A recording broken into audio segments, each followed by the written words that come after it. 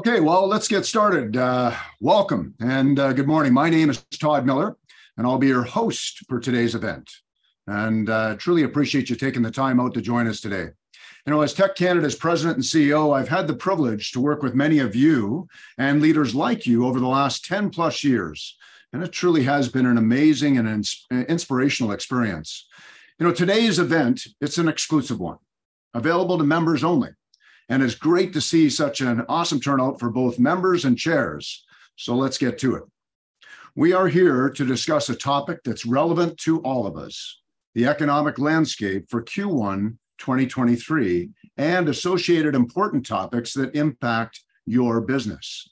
And within that discussion, the TEC Canada CEO Confidence Index for Q1 2023, which is a quarterly survey measuring the confidence of Canadian business leaders of small to medium enterprises.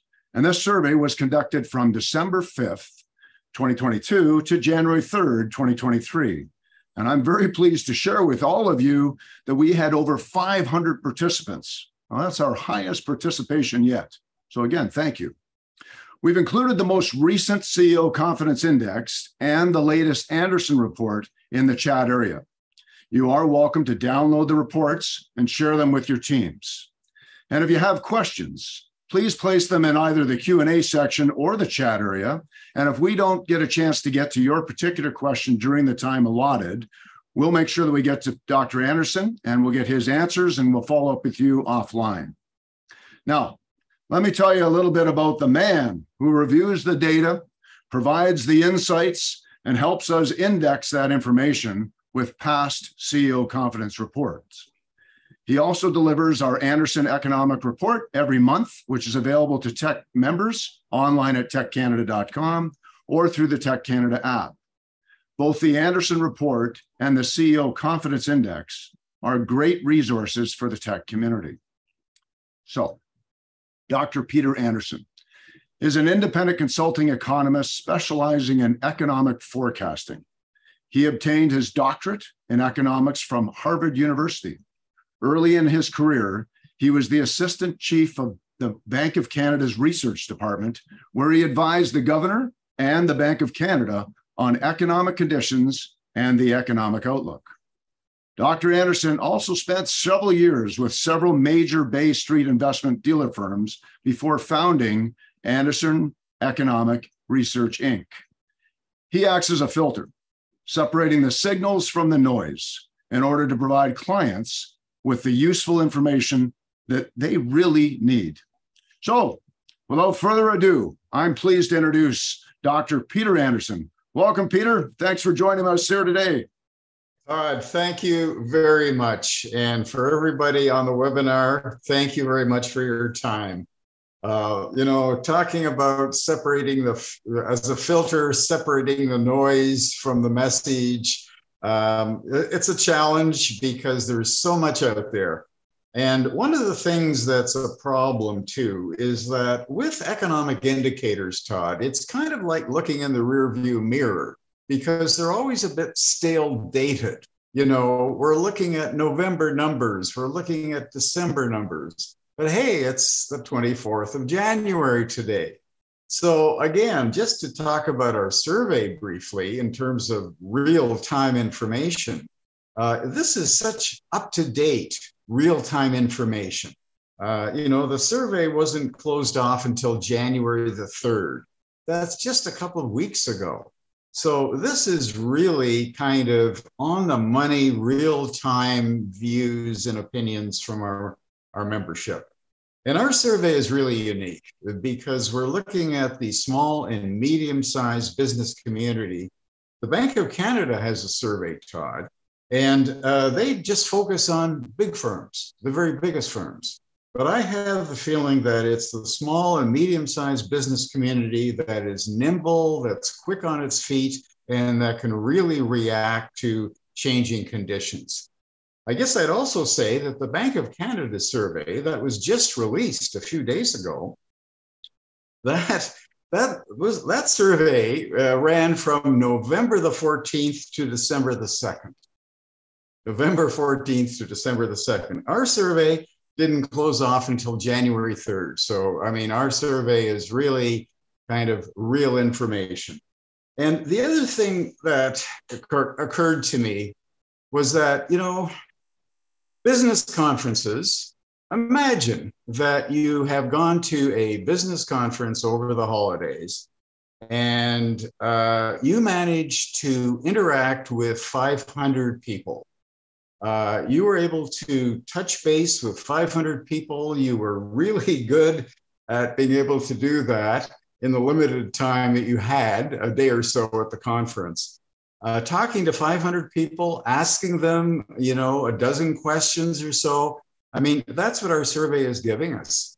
It's up to date, it's real information, and it's coming from business leaders in terms of how they see what is happening, how they see the trends. And to me, this is really good information. It goes beyond the traditional economic indicators, which are so often stale data. Anyway, the message, Todd, is the alarm is sounding. We have worries, and they have intensified over the last 3 months. So the warning signal is out there, Todd. It's flashing red, and recession is a top of mind issue. Again, it's good to rely on the data because, Todd, looking at the Canadian economy, you don't see a recession yet. It's the job market that is really telling us that it's still got solid momentum. So what seems to be happening is that for now, the economy is resilient. Interest rates have not really cut into the job market and into job growth. In fact, for the national economy, we have had about 250,000 net new jobs created in just the December quarter alone. And so that's, it's not slowing down. And that's what the Bank of Canada wants, though. The Bank of Canada wants to soften the job market. It wants to create some slack. It wants a higher unemployment rate, but it's not getting it. The unemployment rate is rock bottom low, and the number of employed people has never been this high. So there you go. Recession is out there. People are talking about it, but it's kind of a good news, bad news story, Todd. The good news is that the economy is resilient and it is in a way resisting higher interest rates. But the bad news is that that's not what the Bank of Canada wants to see.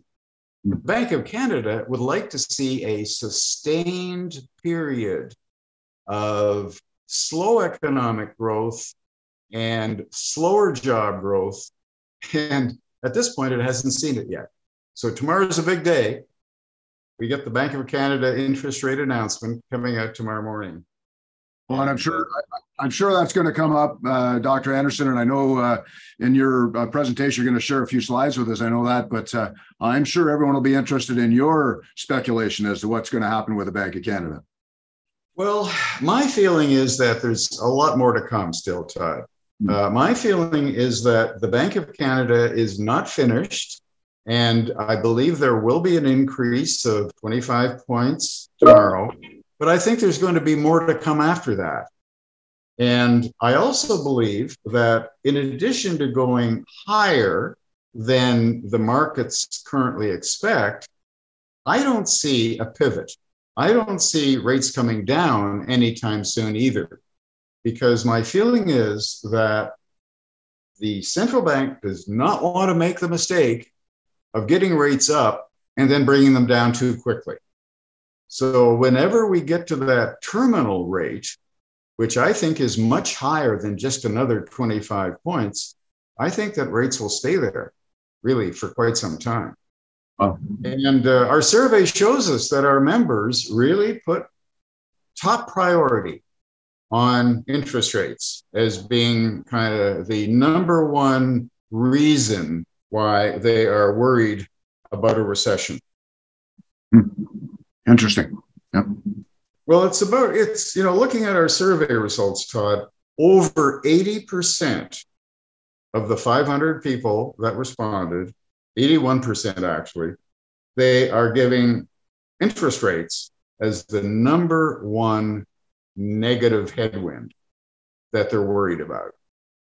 81% give interest rates a really negative score in terms of what is kind of coming down the road, what the problem would be. And that's up, of course, from the last time that we did our survey. Well, that's right. Right now, of that 81%, 52% say that interest rates have already had a hard knock on their business. And that was up from 42% previously. So 52% say now interest rates are already negatively affecting them. And that was 40% previously. And then another, just about 30% say, hey, if we have more increases, which we will starting tomorrow, that'll be a negative shock as well. Yeah. And maybe we could shift into a couple of slides that I know that you've got to share with us. We've got some great questions coming in that I'll jump into after we get a chance to get your overview. How does that sound, Peter?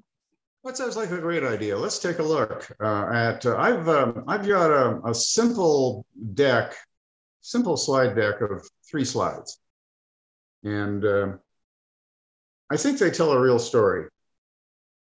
Yeah, we've got them up now for you, Dr. Andersen. Okay, well, the first slide, thank you very much for getting that slide up. The first slide shows the headline number. This is the total all items consumer price index for Canada, and it shows the percent change from 12 months ago. And there's a fair bit to look at it on this chart. If we look to the left, we see where it was back in 2019. Before the pandemic. And then if you see that horizontal line on the slide, that's the long-term average. That is the average from 2010 to 2019. That's the 10-year average. It averaged only 1.7% from 2010 to 2019 over that decade. And so talk about having to get used to a different environment, Todd. I mean, we have become accustomed to inflation of below 2%, 1.7. So take a look at the latest numbers. The latest number is still over 6. And wow, what a changed world that is. Now, what you can see here is that there has been an easing in inflation from the middle of last year down to December. Okay, we're 6.3 in December, but we were over 8 in the middle of the year. Now, a big part of that improvement has been gasoline. Gasoline prices have really come down, and they have played a major role in bringing inflation down. Now, a lot of people have jumped on the bandwagon, Todd, and they've said, look, prices are coming down now. Well, not really. It's really just gasoline that's come down. Some other things have too, but the main player here has been cheaper gasoline. And so one of the things that you and I talked about before we started this morning, we talked about gasoline prices. Gasoline prices, everyone, they're going up again. And, just to throw out a couple of numbers, it's basically a 10% increase from last month. A 10% increase from last month. So wait until you see the consumer price index numbers that come out for January and February and March. If this trend towards more expensive gasoline continues. And I just say that it's happening not only across Canada, it's in Calgary, it's in Vancouver, it's in Toronto. I'll just throw out a couple of numbers. Today, compared with a month ago, Calgary is up just under 10%. The regular gasoline price on average. In Vancouver, we're up by 12% from a month ago. And in Toronto, we're up by 9% today compared to a month ago. So it's happening everywhere, even in the United States. In the United States, The national average for gasoline right now is $3.45 a gallon. And that compares with $3.10 a gallon this time a month ago. So that's an 11% increase. So anyway, that's my point. Don't be too excited by this diagram that shows you smaller bars as we go to the right-hand side of the diagram. I'm saying that from here on, it's going to be sticky on the downside. It's going to be hard to get this continued easing in inflation. And up in the Bank of Canada, Todd, what they want these bars to be down around 3% by the end of the year and down to around 2% by the end of next year. Okay. So there's the first slide. Let's go to the second part of the slide deck. And we're also measuring the consumer price index here, everyone. But this is something that's a bit different. What we've done, we have constructed what we call a core measure of inflation. Now, what is a core measure? It used to be that we would put energy prices and food prices out to one side. And that is not such a good idea today, because movements in energy prices and movements in food prices aren't just random events. They're kind of structural, and they're part of the system, part of the problem. So the Bank of Canada has constructed this other measure of underlying core inflation. And because it's underlying, it's supposed to give the trend in terms of where we're headed. So that's the value of this particular diagram, Todd. Now, it's called the median consumer price index. And what they do every month, they take the price movements at the extreme ends, both the big ones and the small ones, and they eliminate them. And they apply the weights, and then they pick the price change of the central tendency. After excluding the high movements and the low movements, they take the central tendency in the middle of the distribution of price changes. And that central tendency is what we're looking at. And so the latest number we have doesn't show a cooling down. Because we've taken out the big movers up and down, we don't quite get as high a number. But the point is, Todd, we don't see a slowing down here, do we? I mean, these bars are pretty well unchanged. We're kind of stuck at around a 5% inflation rate.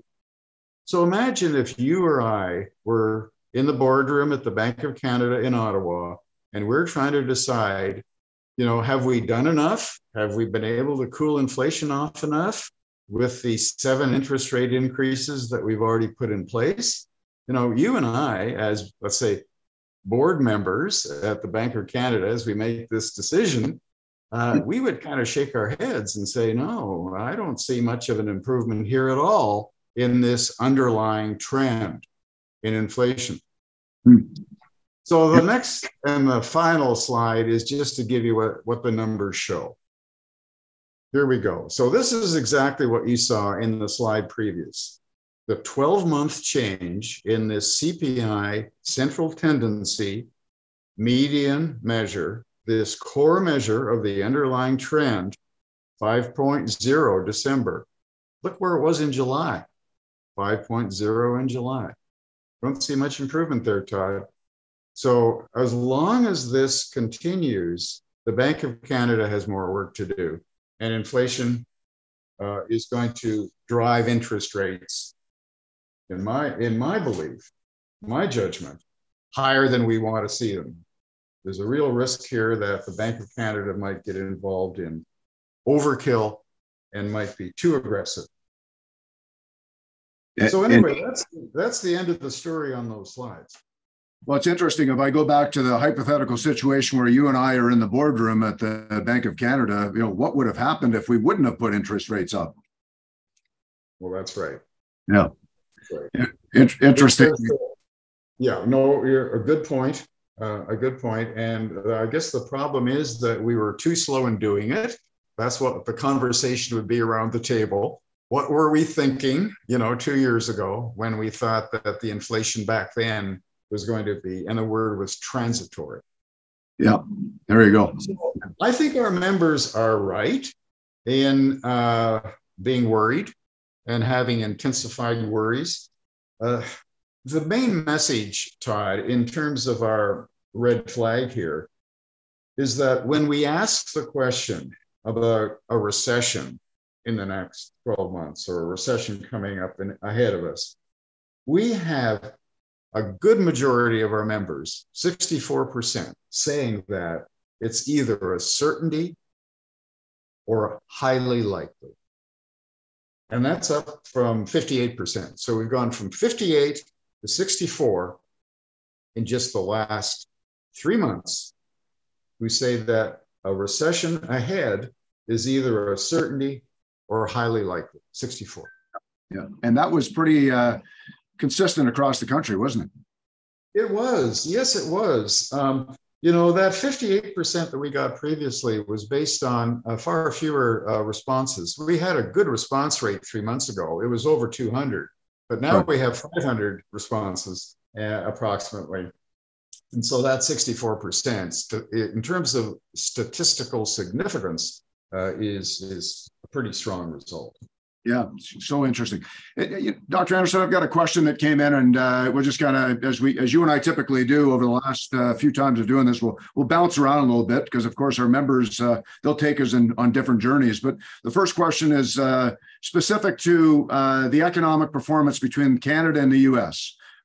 Major differences that you see in 2023, or how do you think about Canada versus the U.S. going forward? Well, what we have is that Canada benefits, of course, from energy. And one of the reasons that the stock market has done better in Canada than in the United States is that we have a bigger weighting towards the energy industry. And right now, we don't have as heavy a weighting towards the technical sector. You know, Microsoft is coming out with its earnings results tonight, and we've heard about layoffs in the tech sector, and we don't have that same kind of story here. But I guess I'd say, Todd, that in terms of active job openings, we have, similar to the United States, a very high number of unfilled job openings still.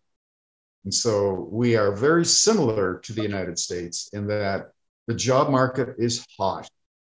And we are looking at a big change from pre-pandemic times to today, from 2018, 2019 to today, in the active hiring and the unfilled jobs that are still out there and trying to be filled. So that's a big similarity between the two countries. We've talked lots about that in the past, Dr. Andersen. I think I can recall conversations about, you know, transforming the workplace and what have you. Additional thoughts that you might have on what can our members expect as it relates to, you know, hiring conditions, you know, work from home issues. It seems like there's a movement more and more to getting back to the office. How would you respond to that? Well, I think that's it's really interesting, the combination of hybrid work with the old school pre-pandemic system.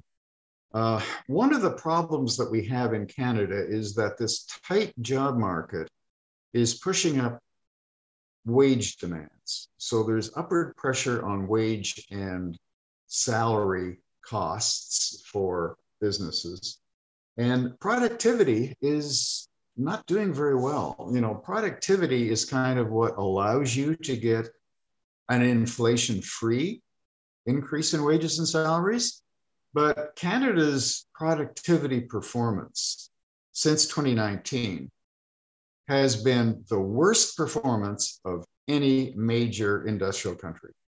If you look at the G7, in terms of output per worker, using that as the standard definition of productivity, Canada is dead last in terms of productivity performance.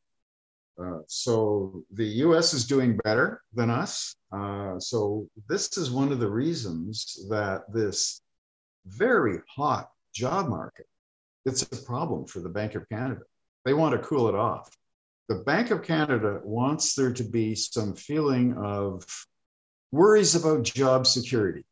And average Canadians are not worried about job security. The feeling is that if there are layoffs, they can easily find jobs elsewhere. And in terms of layoffs, Todd, I wanted to mention that in our survey, only 8% of our responses indicate that they have been doing layoffs. Only 8%. Yeah. Interesting. And when I know we've been talking a little bit about obviously interest rates and perhaps pending recession. Question: how do you think our interest rates and pending recession will influence investments and specifically projects that TEC members will be undertaking going forward? Well, I think the feeling is if you have a choice, between expanding your operations through spending on capital equipment or increasing your workforce, I would do it by increasing my workforce because it's easier to cut back. If you go ahead with that project, well, then you're stuck. It's an obligation. There's a financing cost and there's a project cost. It's very difficult to reverse course. But if you hire additional workers instead, well, then you do have more flexibility if in the future things don't turn out the way you want. I guess the other thing is, Todd, we talked about interest rates, but there's more than interest rates when you deal with your banker. Mm-hmm. There's the small print, the terms and conditions. What kind of risk spreads? How much collateral is required? What will the size of the loan be? All those details. So in terms of credit conditions, it's more than just interest rates. It's the detail. And, the devil is in the detail when it comes to what your banker is going to allow you in terms of a loan. And so in terms of that, we do have a question in our survey. What do you think about credit conditions?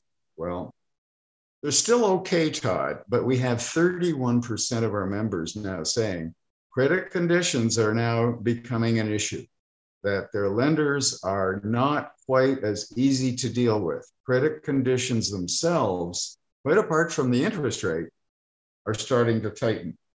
31% say that, and in Quebec, it's higher. It's 37% in Quebec have noticed that. Yeah, I saw that. Previously, it was around 25% previously. So it's not, the majority, but it's starting to edge up.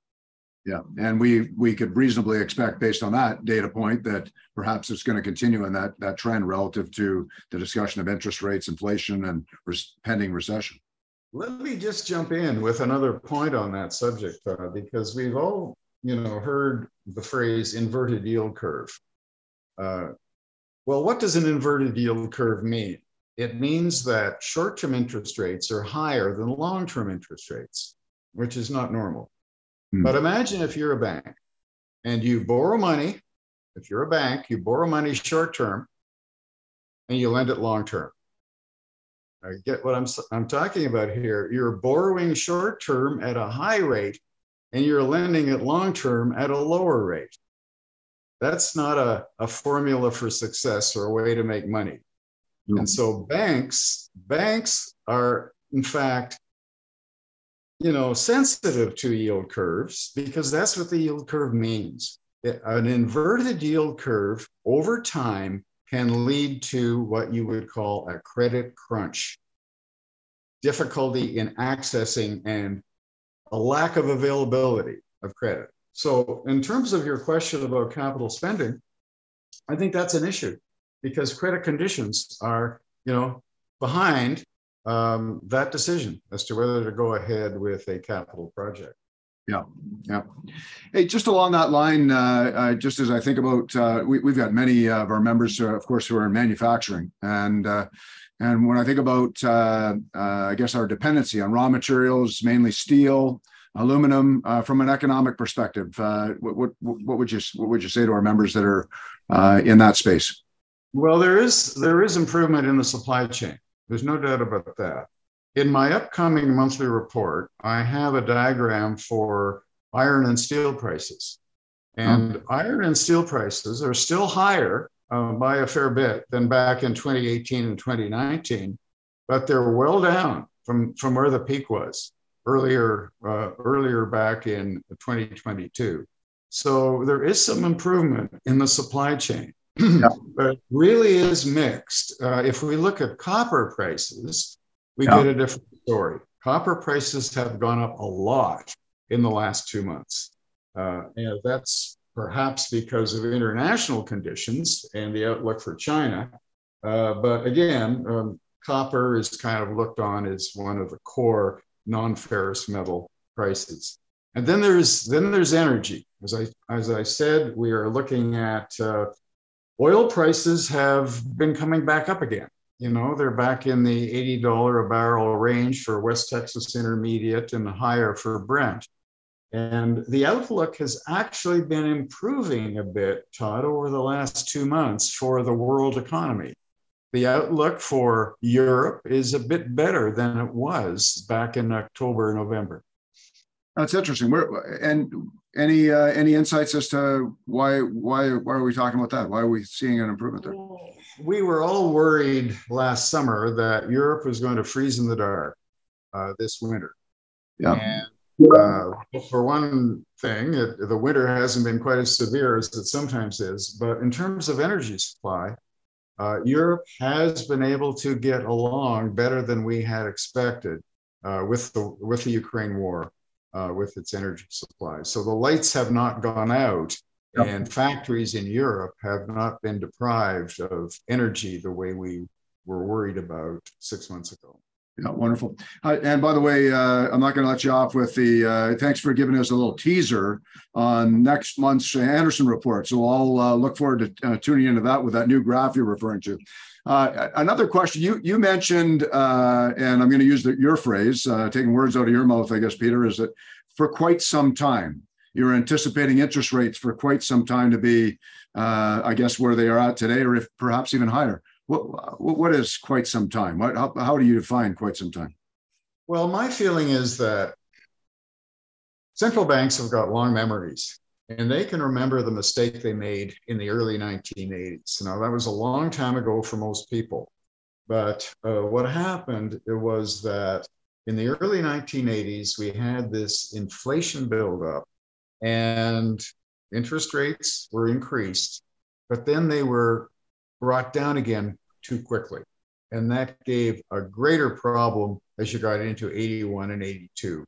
And so I think this time around, central banks realize that they've got one kick at the can. They've really got to get interest rates high enough to control inflation, because it's going to be very difficult if they bring them down prematurely to get them back up again in the second phase. So that's my thinking, that right now the Bank of Canada's policy rate is 4.25%. I can see that policy rate well up into the 5% range before we get to the terminal level.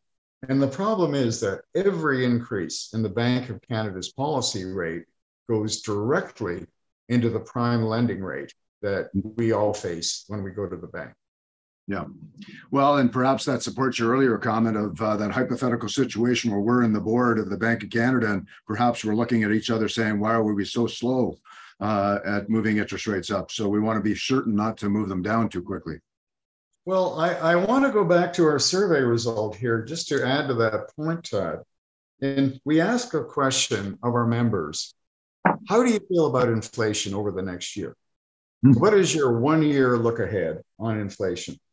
Well, the answer is really quite a strong, powerful response, Todd. Almost 70% say 5% or higher, 5% or higher than 5. So that is showing us that the decision makers in the small and medium-sized business community, they really do have an expectation that inflation is going to be sticky, and 5% or higher, almost 70% saying that. Yeah, and I've noted that word for sure. You've referenced that a few times, sticky and stuck. I'm not so sure I love the words, but I hear it loud and clear. I'm curious, Dr. Andersen, when you think about just this whole topic, inflation, looming recession, all of this, these words that we're using, how do you think that's going to relate to unemployment rates and timing and estimates? Let's see if we can have a crystal ball when we think about that. Well, it seems to me that the pandemic has really influenced decision making because the shortages of labor are still very much involved and ingrained into business strategy. And there's a feeling that it was so hard to attract workers. And once they were hired, it was so hard to retain them that it would be a mistake to let them go too quickly. So I think there's a feeling now that even if business does slow down to some extent, and even if there's a softening in firms' sales revenues, there's a reluctance to let people go. And as I said, only 8% of our members are actually doing layoffs or involved in layoffs at the present time.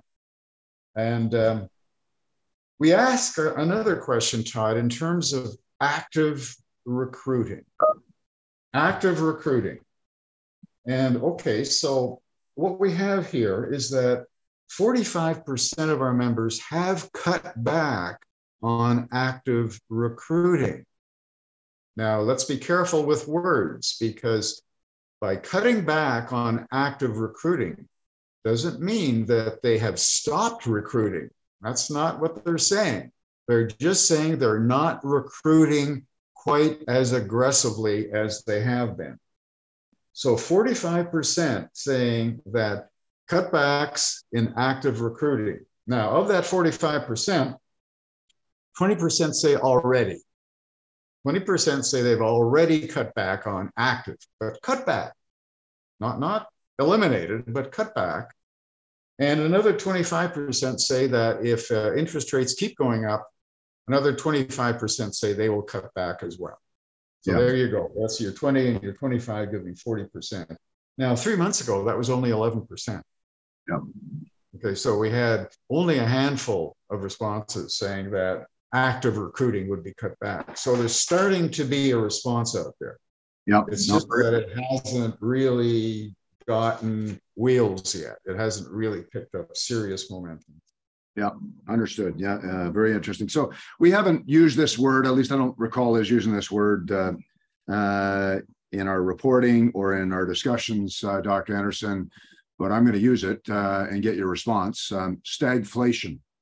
And I guess, I'm not hearing exactly, I guess, as I loosely understand the definition of stagflation, I'm not hearing all of the aspects that would be included in order for that term to be used. But I'm curious as to how you might respond to that. And if in fact you think stagflation is something that might occur in the future, how does that impact our environment? Well, my forecast does involve some element of that, because I think that interest rates will continue to go up until we have below average growth. And, that in terms of, scenarios, you pick different scenarios if you're in business. They're personal, of course, based on your judgment as a business CEO. But maybe the best scenario that we have right now is that we go from above average growth to below average growth that is close to zero. That's not a recession. Growth that is close to zero for a sustained period. Now, that's a central bank word, sustained. Sustained means more than just 3 months. It means like 9 months to, 12 months to 15 months, something like that. Sustained. It stretches. So it's not good enough to have a period of slow growth if everybody thinks, oh, it's going to pick up in another 90 days. It has to get into people's minds that, hey, this is really slowed down and I don't know when it's going to pick up again. That's what the central bank wants. Now, would that have an influence on inflation? My worry is that inflation is going to be hard to get down below the 5% level. I think it's going to be hard to get inflation down to 4%. Now, 4% doesn't sound too bad, Todd, but it's basically double the target of the central bank. And it's basically double what you and I and everyone else became used to over the last decade. So yeah, I think that kind of the word stagflation is an emotional kind of sensational phrase, but I'm saying, hey, I do expect a long stretch of really difficult economic times, difficult business conditions, and very slow sales growth, with inflation still causing pressure on profitability. Yeah. So with that, of course, comes in our environment when we think about business concerns and constraints and investment from our membership perspective. I'm sure that'll be a topic should be accurate in our statements of things to come in the Andersen report and dialogue in that regard. One thing I'd mention from our survey, Todd, is that a lot of our members expect to be able to increase prices. Mm-hmm.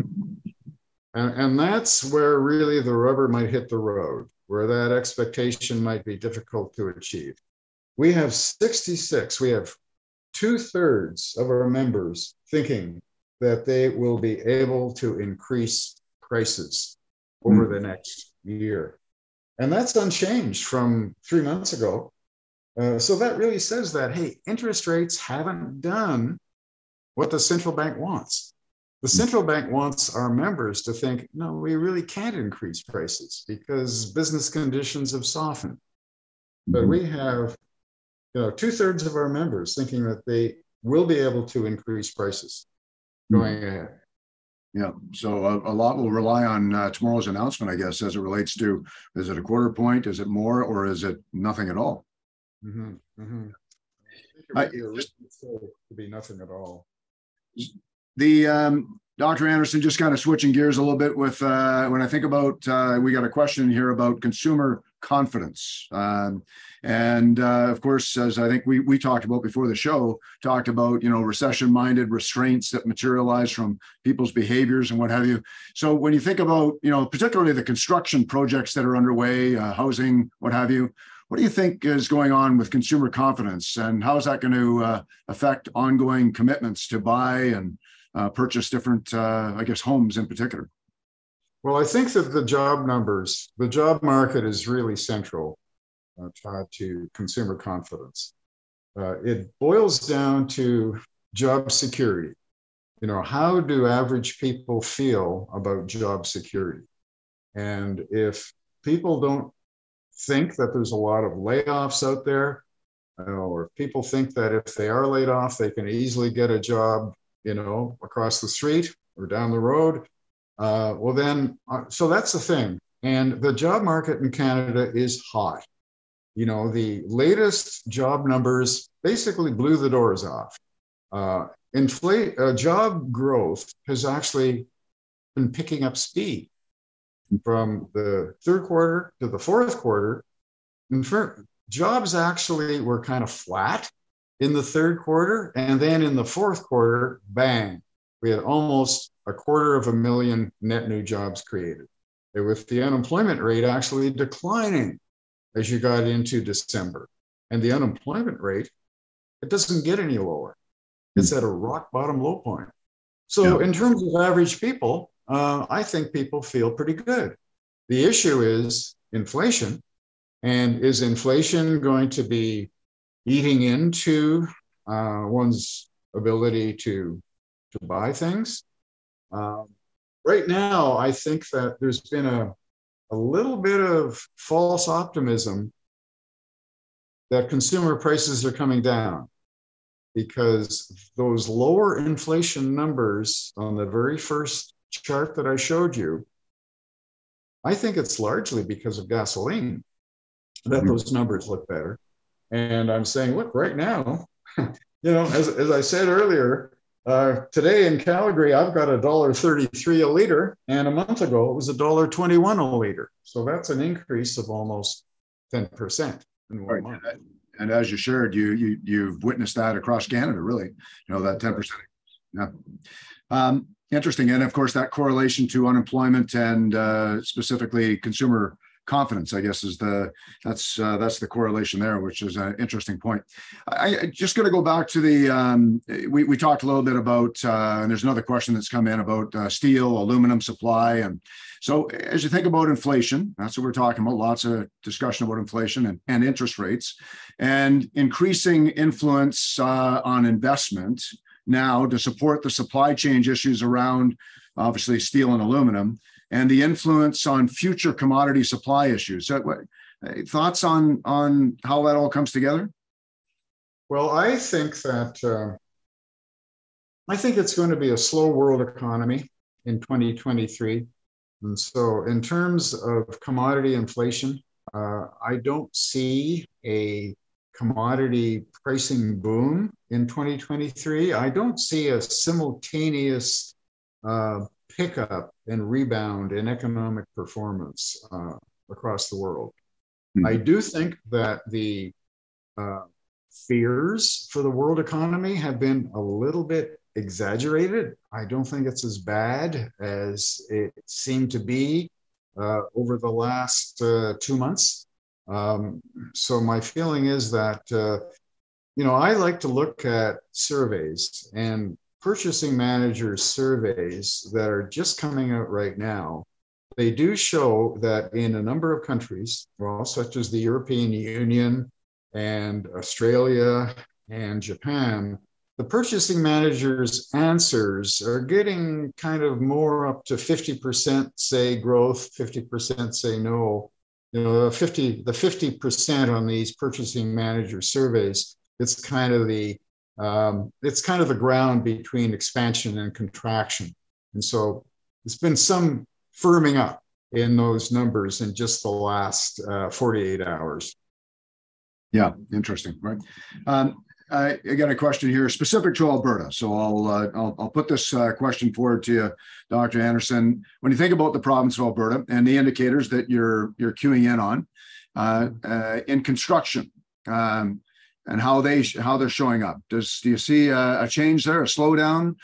What do you think about Alberta in terms of the indicators that we should be looking at, and what would be your forecast and what we can expect in the province of Alberta? Well, one of the things that affects housing markets is psychology, and the market in Calgary and Edmonton is vastly different from the market in the lower mainland of British Columbia or in the Greater Toronto area.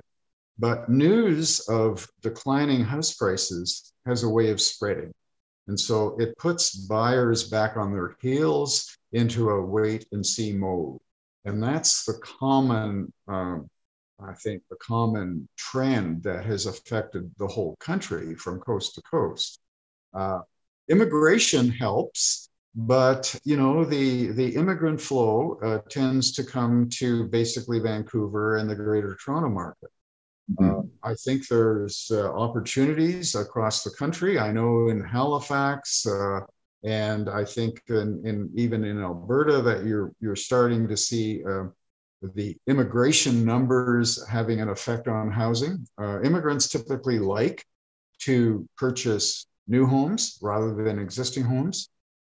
So the whole issue here, I think, is really the job market and confidence. But for housing, the problem, Todd, is that if you look at mortgage rates in Canada, you have to add on another 2 percentage points to qualify for the mortgage.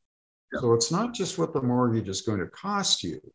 The mortgage rate for a 5-year conventional mortgage in Canada right now is, the last I saw, using the Bank of Canada's website for this, 6.15%. Now, I can remember times when 6% would have looked wonderful, and wow, 6% has got to be good, but you got to add on another 2 percentage points to that. because the regulations in Canada say that in order to qualify for a mortgage, you have to qualify for the 6% plus another 2%. And so that I think is the problem. And if inflation doesn't come down, well, those mortgage rates don't come down either. So it's still a hefty hit. That's right. Well, we don't want to get into an age discussion and compare our highest mortgage that we ever had in a lifetime, but I'm old enough to remember having a ridiculous mortgage as well. I'm gonna pivot, and you're gonna love this pivot. I'm shifting from Alberta, and I'm going to a question about China. You can figure that one out as to how I got there. But how is China going to perform over the next year after all these COVID lockdowns, all the news that we've been hearing about China, emphasis on growth versus, onshoring away from China? How do you respond to what's going on in China? Well, a couple of things, Todd. I think first of all, outsourcing is not going to be the way it used to be. I think that there is going to be, in terms of supply chain, there's going to be, instead of wanting to have things sourced globally, I think that there's going to be a desire to source things closer to home, or if not closer to home, in some other countries other than China, because China is looking to be risky from not just a kind of a COVID point of view and lockdowns, but also risky in terms of politics. So there's kind of a movement out of China. And the latest numbers for COVID definitely say that it looks to be kind of a real problem for supply over the next, how long? 100 days? Given the extent of the cases that are coming out of this dramatic, unexpected reversal in their COVID zero policy. The fact that they seem to have completely opened out. And with the Chinese New Year, I wonder, is this going to be a mega spreader event with all these people traveling because of the Lunar New Year? So it very well could be, in terms of supply chain problems, there could be more stoppages and more factory shutdowns coming up over the winter. So where we head going out towards mid-year in the second half, there's this feeling that China opening up its COVID policies is going to allow China's economy to bounce back again in the second half of the year. Yeah. And that's one of the reasons that copper prices have gone up as much as they have, from the $3 range up into the $4 range in just the last 8 weeks. So when we, I know we've got maybe time for a question or two, Dr. Andersen. I'm going to merge a couple of questions that have come in together if I can, because we lots about behaviors, right? We talk about, consumer behaviors and our own, as business owners and leaders, our behaviors relative to what the Bank of Canada is trying to influence. So when we think about that, influencing our behaviors, what are some of the things that, one, the Bank of Canada, that we haven't talked about already, the Bank of Canada is trying to influence us to behave in a certain way as business owners, shifting in recruitment, investment, wages, pricing. We've talked about some of those things. And I guess the bigger question is, as you think about that, what are some of the things we ought to be thinking about to mitigate the risk of, looming recession or ongoing inflationary pressures and interest rate pressures as we think about 23 and maybe even beyond into 24? Well, right now, one of the complicating factors has been the pandemic. And it seems to me that as we exit the pandemic and as we begin to think about COVID as something that's maybe a bit like the flu, and we have an annual shot that combines the flu shot and COVID element to it. It seems to me that as we exit the pandemic, the services sector is really getting a boost. And we've all noticed it, I think personally. I certainly have, in terms of restaurants and people attending events, in-person events.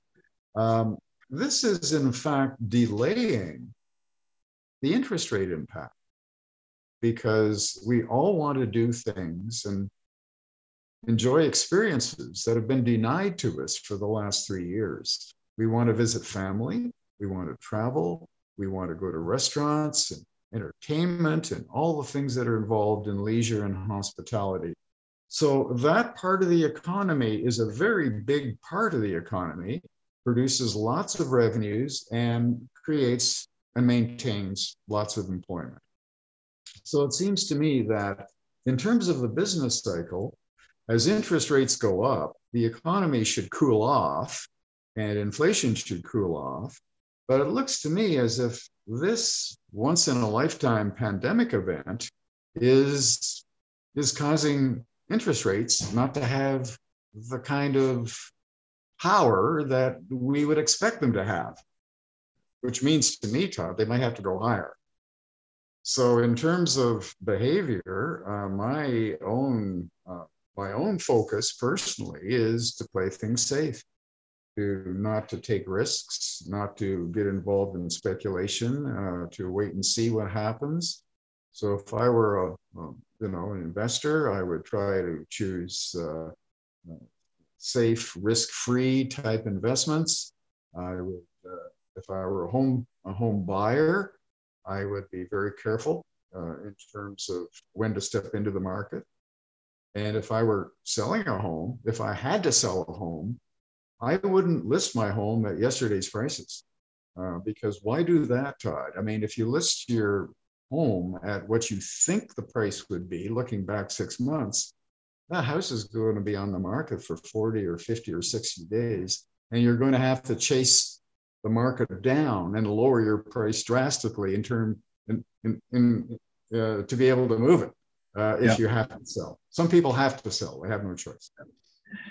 Just maybe this will be our last question, Dr. Andersen, but when you think about housing prices, and there's this, I believe an inherent belief that over time, housing prices always go up.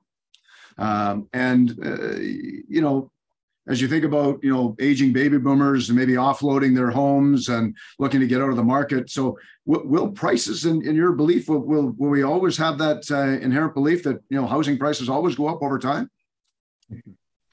Well, we had a situation earlier last year when prices were going at, 100,000 over asking price. And of course, that's not happening anymore. Homes are being sold below ask. And I guess one of the issues in the housing market is the underlying supply. People are holding back from selling homes because if they sell a house, well, where do they go? In order to get a new house, they're going to have to pay more in terms of their mortgage. So if you have an existing home, Todd, you've locked in a nice low mortgage rate. Okay, but you sell that house, you can't take that nice low mortgage rate with you when you go to buy the new house. So there's a shortage of listings out there as well. So that's keeping the market a fair bit tighter. So that is going to be a real issue to follow in 2023 because it does affect confidence. Yeah. If we all start to feel that our houses aren't worth as much, we get what's called a wealth effect. It's a psychological thing that we feel that we haven't got a house that's worth 1.1 million anymore. The house is now worth 800,000. And the reason I mentioned 1.1 million, that is the average price in Toronto and also in Vancouver, 1.1, 1.2 million. Amazing. I'm shaking my head as well. Yeah, amazing. Well, listen, Dr. Andersen, this has been a pleasure. It always is, quite frankly, and I mean that sincerely, to come together with you and all of our members. So I really want to thank you, Dr. Andersen, for your time with us today and your insights. I mean, you really do, get rid of the noise for us, and I truly appreciate that. A request for all of you as members, please continue your active participation in our surveys. You can see the robust nature of the information that we're able to assemble together and then have Dr. Andersen take us through that journey. And that's all because of you, our members at TEC Canada, for participating in what I think is, and as Dr. Andersen suggested, a leading indicator inside of Canadian economics these days as a result of your participation. So thank you.